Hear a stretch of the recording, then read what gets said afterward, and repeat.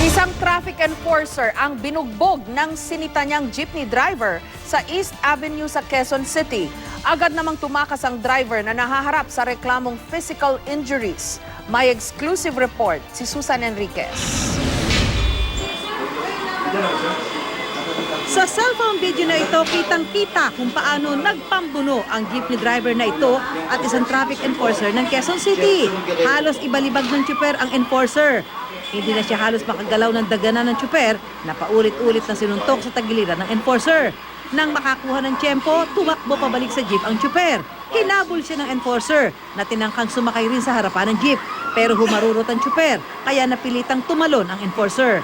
Nangyari yan kaninang pasado 3:00 ng hapon sa kanto ng East Avenue at Quezon Memorial Circle. Kinilala ang traffic enforcer na si Isabelo Rodavia. Kwento niya, sinita at pinapahinto niya ang driver ng jeep na may plate number TWX106 dahil nakabara daw ito sa kalsada habang naghihintay ng pasahero. Pinara ko po yun sa Commonwealth Corner QMR. Tinakbuhan na po ako. Commonwealth Corner? QMR po. Tinakbuhan na po ako. Hindi ko na po hinahabol siya. Sa may East Avenue, parte na elliptical road daw inabutan si Rodavia. Pagbaba niya sa motor, doon na raw siya sinunggaban ng driver ng jeep.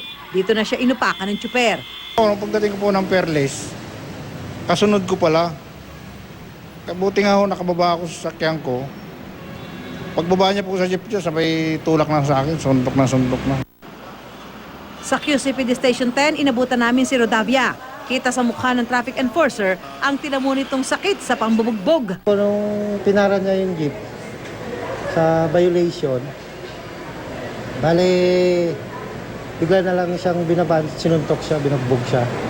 Tinutunto na ngayon ang tsuper na posibleng ipagharap ng reklamong physical injuries.